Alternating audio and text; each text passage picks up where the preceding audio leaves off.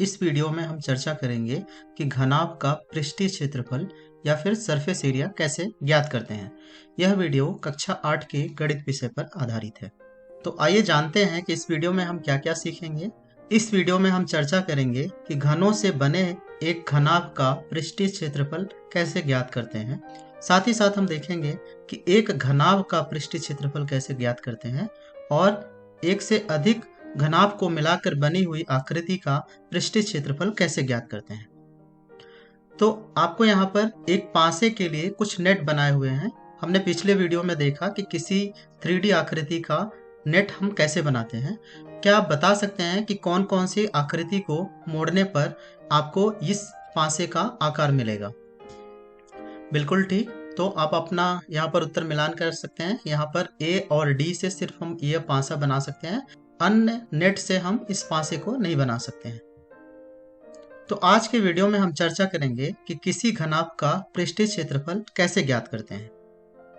तो सबसे पहले आइए देखते हैं कि यहाँ पर एक घनाभ है। इसकी आपको चौड़ाई, लंबाई और ऊंचाई दी गई है। आप इसका पृष्ठीय क्षेत्रफल कैसे ज्ञात करेंगे? तो हम जानते हैं कि घनाभ की जो फलकें हैं वो या तो आयताकार होंगी या फिर वर्गाकार होंगी, और हम वर्ग और आयत का क्षेत्रफल निकालना जानते हैं। तो सबसे पहले हम सामने का क्षेत्रफल निकाल लेंगे, जिसकी लंबाई 30 है, चौड़ाई 20 है। तो उसको गुणा करने पर हमें इस आयत का सामने का क्षेत्रफल निकल जाएगा। वही आयत पीछे भी बना हुआ है, तो उसका भी क्षेत्रफल 600 वर्ग सेंटीमीटर होगा। इसी तरीके से आप ऊपर और नीचे के आयताकार आकृतियों का क्षेत्रफल निकाल सकते हैं। साथ ही साथ दाईं तरफ और बाईं तरफ की आकृतियों का क्षेत्रफल निकाल सकते हैं। ये सभी क्षेत्रफल को आप जोड़ेंगे तो आपको इस घनाभ का पृष्ठीय क्षेत्रफल निकल जाएगा, जो कि 5200 वर्ग सेंटीमीटर है। आपको यहाँ पर एक बॉक्स है जो कि घन के आकार का है, क्योंकि इसकी लंबाई, चौड़ाई और ऊंचाई 40 सेंटीमीटर है। क्या आप बता सकते हैं कि इस बॉक्स में कितनी भुजाएं होती हैं? यदि बॉक्स को चपटा कर दिया जाए या उसका नेट बनाया जाए तो वह कैसा दिखेगा? आप अपनी नोटबुक में एक स्केच बनाएं कि यह कैसा दिखेगा। उम्मीद है कि आपने कुछ इस तरीके से एक इसका नेट बनाया होगा। यदि आप एक वर्ग का क्षेत्रफल निकालेंगे तो आपको 40 में 40 का गुणा करने पर 1600 वर्ग सेंटीमीटर मिलेगा। यदि आप सभी 6 वर्गों का क्षेत्रफल जोड़ देंगे तो आपको इस बॉक्स का पृष्ठीय क्षेत्रफल मिल जाएगा, जो कि 9600 वर्ग सेंटीमीटर है। तो इस बॉक्स को बनाने के लिए हमें कितने कार्डबोर्ड की आवश्यकता होगी?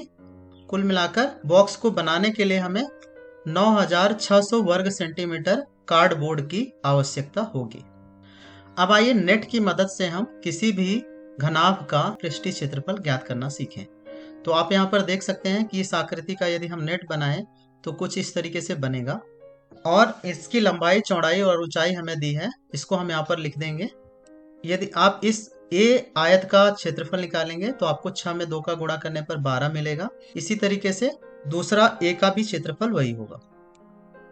इसी तरीके से हम बी और सी के क्षेत्रफल निकाल लेंगे, और इन सभी क्षेत्रफल को जोड़ने पर जो मान मिलेगा उसे हम इस घनाभ का पृष्ठीय क्षेत्रफल कहेंगे, जो कि यहाँ पर 152 वर्ग सेंटीमीटर है।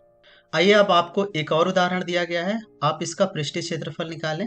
तो सबसे पहले आप सामने की तरफ का निकाल देंगे, पीछे की तरफ का भी मान वही होगा। इसी प्रकार दाईं तरफ का क्षेत्रफल निकालें, बाईं तरफ का भी क्षेत्रफल वही होगा, और ऊपर का क्षेत्रफल निकालें, और तो वही मान नीचे के आयत का क्षेत्रफल का भी होगा।